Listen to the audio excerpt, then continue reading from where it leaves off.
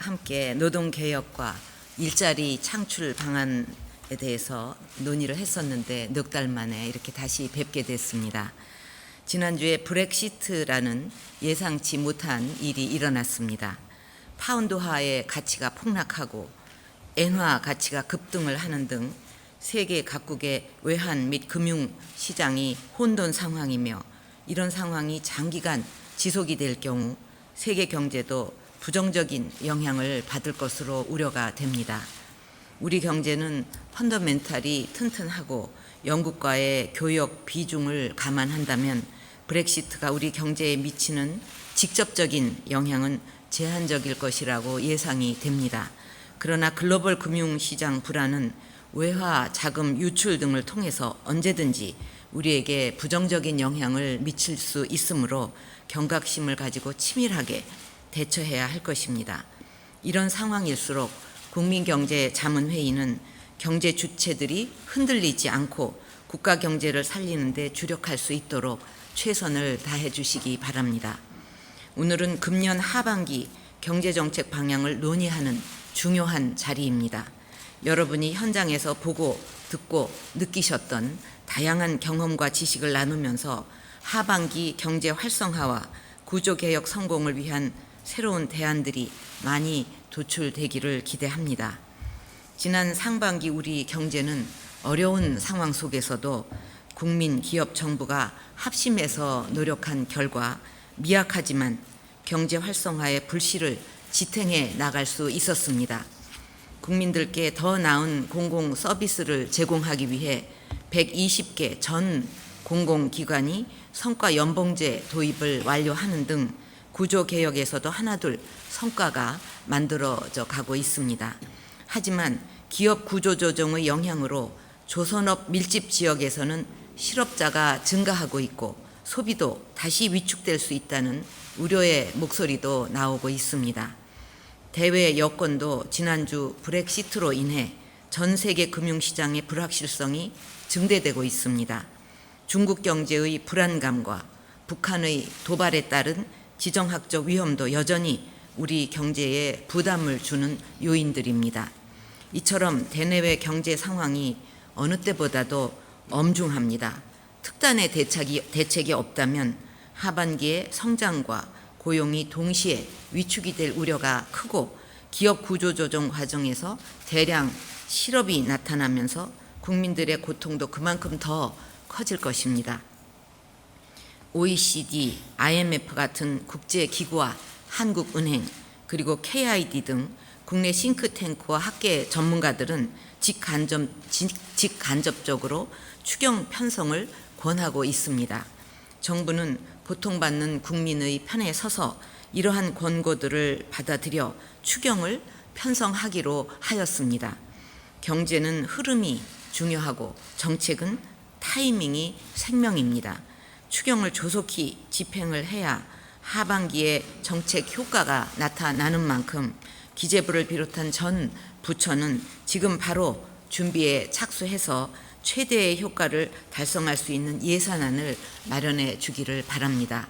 특히 구조조정으로 일자리를 떠날 수밖에 없더라도 전직이나 재취업을 통해서 걱정 없이 생계를 이어갈 수 있도록 관련 산업의 일감과 일자리를 늘릴 수 있는 사업들을 집중적으로 발굴해 주기를 바랍니다. 구조조정으로 불가피하게 타격을 받게 될 해당 지역의 경제를 보완하는 사업도 충실히 포함돼야 할 것입니다. 추경에 대해서는 국민들 사이에 공감대가 형성이 되어 있는 만큼 정치권도 추경 예산안이 국회에 제출이 되면 조속히 처리해 주실 것을 부탁드립니다. 또한 이번 추경은 구조조정 실업 대책에 초점을 두고 있는 만큼 선심성 예산 요구나 추경과 무관한 문제로 국회 처리가 지연되는 일이 없도록 각 부처들이 국회와 국민들에게 잘 설명해야 할 것입니다. 다시 말해 이번 추경은 이 추경의 초점은 구조조정으로 실직의 위험에 놓여 있는 분들에게 새로 일할 수 있는 일자리를 만드는 데 있다는 점을 우리 모두가 확실하게 명심하고 추진해 나가야 할 것입니다. 아울러 이번 추경은 늘어난 세수를 활용하는 것이기 때문에 추가적인 국채 발행은 없다는 점도 잘 홍보해 주기를 바랍니다. 대내외적 불확실성에도 불구하고 하반기 중에 경기 반등의 전기를 마련하려면 추경과 함께 소비, 투자, 수출의 활력 제고 노력도 강화해야 합니다. 이를 위해서는 발상을 전환해서 경제 활력 제고를 위한 새로운 아이디어들을 많이 만들어내야 하겠습니다. 예를 들어서 최근 미세먼지에 대한 국민적 관심이 높은데 노후 경유차 교체에 대한 세제 지원이라든가 에너지 신산업 투자에 대한 인센티브 확대를 비롯해서 친환경적인 소비와 투자를 지원한다면 국민 건강 증진과 경제 활성화라는 두 마리 토끼를 잡을 수 있을 것입니다. 해외로 빠져나가는 소비를 국내로 되돌리는 것도 내수 활성화를 위한 좋은 방법입니다. 코리아 블랙 프라이데이 행사가 올해부터 정례화되었는데 국제적인 쇼핑 관광 문화 축제로 만들어서 외국 관광객들도 많이 방문하도록 하여야 할 것입니다. 수출은 여전히 여건이 어렵지만 그동안의 해외 순방 성과와 뜨거운 한류 열기를 잘 활용해서 신시장을 개척한다면 점차 회복될 수 있을 것입니다. 특히 세계 시장에서 경제와 기술, 문화의 융합 추세를 반영을 해서 국내외를 아우르는 글로벌 시장을 목표로 전략을 짜야 합니다. 중동의 할랄이라든가 중국의 신선 수산물 같은 새로운 시장을 개척하고 화장품, 패션, 의류 등 프리미엄 소비재를 집중적으로 육성해서 수출과 투자로 연결시키는 방안도 더욱 확대해 주기를 바랍니다. 비록 경제 상황이 어렵더라도 구조 개혁은 멈추거나 늦출 수 없는 과제입니다. 창조 경제의 생태계가 번성하고 일자리가 지속적으로 창출될 수 있도록 경제의 체질을 근본적으로 바꿔 나가야 합니다. 우선 이제 곧 본격화될 기업 구조 조정이 우리 경제에 입에는 쓰지만 몸에 좋은 보약이 되도록 해야 하고 궁극적으로 우리 산업의 경쟁력을 강화시키는 미래 희망찾기가 되어야 합니다. 그러기 위해서는 구조조정 기업들과 국책은행들이 국민이 납득할 수 있는 수준의 자구 노력과 강력한 쇄신을 추진해야 합니다. 기획재정부와 금융위원회, 산업통상부, 고용노동부를 비롯한 관계부처는 막중한 책임감을 가지고 구조조정이 차질 없이 진행되도록 점검하면서 국민들의 이해를 구하는 데 최선의 노력을 다해 기울여 주기를 바랍니다. 구조조정으로 우리 경제의 환부를 도려낸 자리에 생기는 공백은 신산업의 선제적 육성으로 메꿔 나가야 합니다. 과거 사례들을 보면 구조조정이 꼭 필요한 시기에 구조조정보다는 한계 기업 지원을 이렇게 계속 하는 나라들은 돌이킬 수 없는, 헤어나올 수 없는 그런 수렁에 빠져서 대책이 없는 상황이 되고 말았습니다. 이런 시기에 오히려 한계 기업 지원을 중단하고 이런 오히려 신선장 동력에 또 신산업에 집중한 나라는 신성장의 어떤 돌파구를 마련해서 일자리도 만들어내고 또 거듭나는 그런 계기를 만들었습니다. 우리 모두가 정말 가슴에 새겨야 될 사례들이라고 생각합니다. 신산업 육성의 쌍두마차는 규제개혁과 R&D 혁신입니다. 우선 20대 국회가 개원한 만큼 경제 활성화 법안들이 조속히 국회에서 처리될 수 있도록 노력을 배가해 주기를 바랍니다. 이와 함께 정부 차원에서 법령이나 규칙으로 시행할 수 있는 규제 개혁 등도 속도를 내서 추진해야 할 것입니다. 특히 규제 프리존은 구조조정의 영향을 크게 받는 지역의 경제를 보완하는 데 큰 역할을 할 수 있는 만큼 특별법이 국회를 통과하면 바로 효과가 나타날 수 있도록 세부적인 조치를 미리 준비해야 하겠습니다. 신산업 R&D도 얼마 전 과학기술 전략회의에서 된 대로 전략적 투자를 강화하는 방향으로 정부 R&D를 혁신하면서 민간 R&D 투자에 대한 세제, 금융 지원을 확대해야 합니다. 올해가 경제혁신 3개년 계획의 3년차가 마무리되는 그 시점인 만큼 4대 부문 구조 개혁도 하반기 중에 실질적인 진전을 이루어야 합니다.